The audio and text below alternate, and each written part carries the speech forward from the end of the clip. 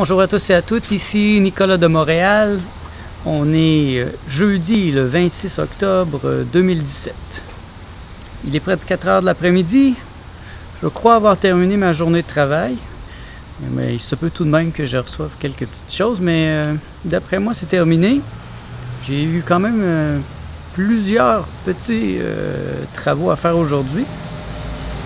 Mais j'ai quand même eu des moments libres et puis j'ai pu relaxer, j'ai pu me faire une NMA pour libérer mon côlon. J'ai aussi fait quelques recherches à propos de la fermentation encore. J'ai écouté quelques vidéos à ce sujet et puis j'ai découvert des recettes assez intéressantes que j'ai hâte d'essayer, notamment avec des fromages avec des graines fermentées. Donc, en fin de semaine, je vais m'acheter divers types de graines pour commencer à faire des expérimentations avec ça. Ce genre de choses-là, ça demande quand même de la préparation parce que même si je fais mon fromage en fin de semaine, il risque d'être prêt peut-être dans 2 semaines, dans une semaine. Donc, c'est de commencer à penser à des choses à l'avance comme ça. Avant hier, on a mis des graines à germer et ça va prendre encore 3-4 jours avant qu'elles soient prêtes. Donc, c'est encore une autre chose qu'il faut penser à l'avance. J'ai trouvé des recettes tantôt de tortillas toutes simples que j'ai le goût d'essayer, avec des tomates, un peu de graines de quelque chose, graines de chia ou des noix de cajou et un petit peu de sel.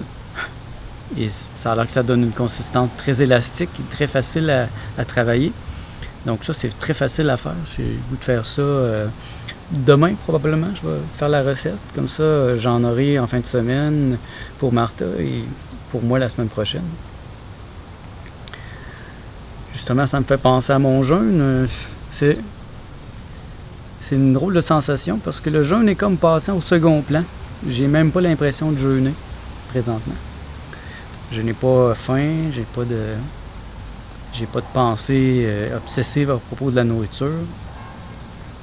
Et c'est le contraire lors de mon jeûne à l'eau.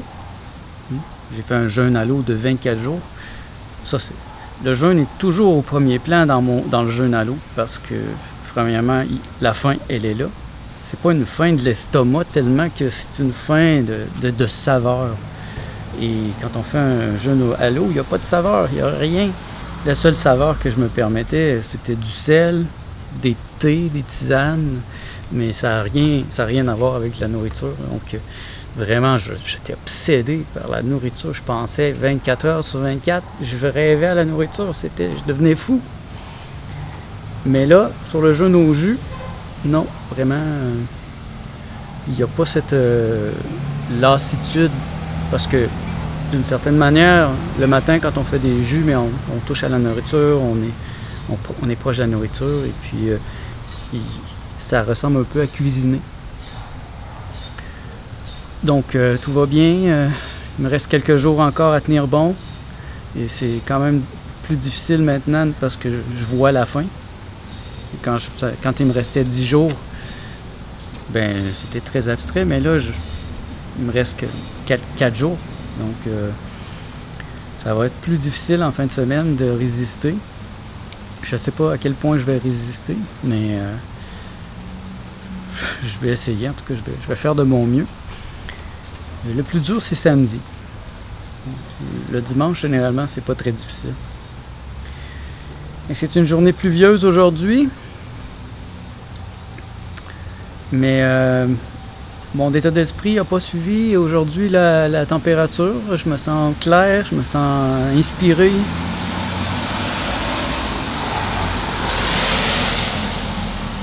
Je me sens fort et puis je pourrais gravir le mont Everest. Je le ferai pas parce que ça va me demander trop d'énergie, mais je me sens vraiment fort, solide sur mes 2 pieds. Et je suis très heureux d'avoir fait l'expérience d'un jeûne au jus, comme ça. Et je me rends compte que c'est pas si difficile que ça. Le plus difficile reste de passer la première semaine. Mais après ça, franchement, ça devient comme une habitude. Et là, si c'est difficile, c'est simplement parce que je vois la fin. Donc, je pense pas qu'on va faire grand-chose ce soir. On va rester tranquille à la maison. Je vais probablement lire. Hier, on est allé au gym, donc je pense pas y aller aujourd'hui. J'irai probablement demain. Ça fait du bien d'être de retour au gym. Ça fait du bien de faire travailler les muscles parce que j'avais vraiment tout arrêté lors de mon jeûne à l'eau. Et puis, j'ai pas vraiment recommencé cet été. J'avais pas tellement d'énergie. J'avais d'autres choses à travailler que de penser à aller au gym. Là, c'est le bon moment.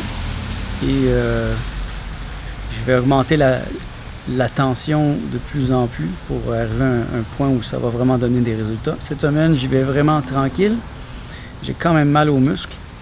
Juste de tenir ma caméra, ça me fait mal au bras. Parce que les muscles n'ont pas été beaucoup utilisés dernièrement.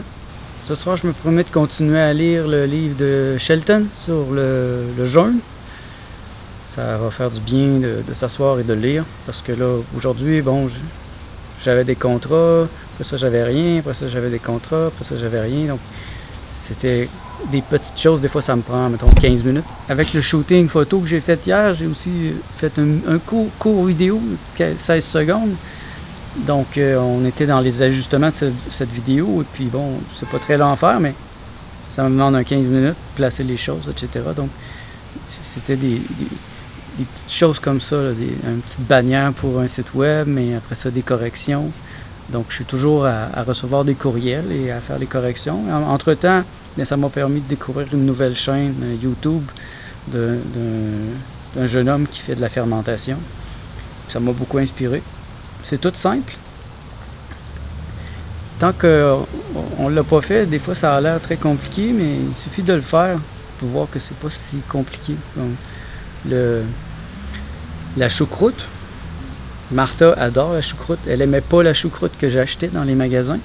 Et elle adore celle que je fais. Et elle a commencé à en prendre dans ses lunchs et ça l'aide vraiment beaucoup à aller aux toilettes. Elle était un petit peu constipée. Et là, pouf, ça l'aide vraiment beaucoup. Donc, je suis content qu'elle aime ça. Lundi prochain, on devrait pouvoir commencer à manger les légumes fermentés que j'ai fait cette semaine. Ça prend genre une semaine minimum, donc j'ai très hâte de voir qu'est-ce que ça a comme goût, qu'est-ce que ça peut faire, parce que j'ai jamais vraiment mangé ça. J'ai déjà mangé des pickles, mais les pickles c'est dans le vinaigre. Et j'ai toujours trouvé ça trop fort, j'ai jamais aimé vraiment les pickles à cause du vinaigre. Et là, la fermentation que je fais, c'est juste de l'eau salée. Donc ça va pas trop ajouter un goût aux légumes. Donc j'ai très hâte d'essayer ça. Vous voyez, je suis dans des petites choses simples. Ma vie est assez simple. Je me suis affairé toute ma vie à simplifier au maximum ma vie. Il y a des gens qui c'est tellement compliqué leur vie. Moi, c'est simple. Et je mange des choses simples qui me font du bien. J'ai des pensées simples, des pensées faciles. Et je me complique pas la vie. Je suis pas obsédé par l'argent. Je travaille le minimum pour gagner, le minimum pour payer tout ce dont j'ai besoin, mais j'en fais pas plus parce que je vois comme une grande richesse d'avoir du temps pour moi et pour cultiver mon être, pour le faire grandir à chaque jour de plus en plus. Et si ça peut vous inspirer d'en faire autant, je vous souhaite d'avoir beaucoup de temps pour développer votre être. Pour moi, ça a toujours été quelque chose de naturel parce que j'aimais tellement faire de la bande dessinée que je laissais personne m'embarquer dans des projets ou dans des choses qui m'éloignaient de la bande dessinée. Donc, quand je suis arrivé à Montréal pour ma vie adulte, vers l'âge de 24 ans, après l'université, tout naturellement, moi, j'ai demandé l'aide sociale pour vraiment me concentrer sur la bande dessinée. C'est le seul moyen que j'avais trouvé pour avoir la paix et puis avoir assez d'argent pour vivre tout en faisant de la bande dessinée. Donc, j'ai fait beaucoup de bande dessinée, j'ai fait beaucoup d'art et j'ai comme dégagé ma vie et j'ai pris cette belle habitude justement de ne pas m'embarquer dans des choses qui vont me donner trop de travail de ne pas être obsédé par l'argent au point de travailler 70 heures par semaine. Ça, pour moi, ça serait l'enfer. J'aurais pas l'impression de m'appartenir. Et là, je m'appartiens. Même dans mes journées de travail les plus intenses, j'ai toujours eu du temps pour moi et j'ai toujours mis mes limites. Même dans ma période la plus intense, j'avais une horaire. Mon horaire, c'était de 9h à 7h et pas avant, pas après. Et je me laissais pas embarquer dans quelque chose qui sortait de ce cadre-là, du lundi au jeudi, 9h à 7h.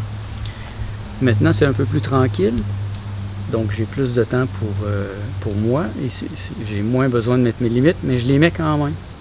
Donc, je commence pas à travailler avant 9h. Si un client m'appelle avant, ben je réponds pas. À quelques exceptions près. Mais ici, un client m'appelle le vendredi, je ne travaille pas. Même si c'est une urgence, je ne suis pas disponible. Et ça a développé une relation comme ça avec mes clients. Ils le savent. Ils ne comptent pas sur moi la fin de semaine et ils ont trouvé quelqu'un d'autre s'ils ont besoin d'un support la fin de semaine. Et ça me donne une paix d'esprit incroyable. Et de l'espace pour moi, de l'espace pour mes relations amoureuses, et de l'espace pour me cultiver, ce qui est très important. De l'espace pour réfléchir et penser. Ça, c'est ce que j'aime le plus, penser. Donc sur ça, je vais retourner penser justement.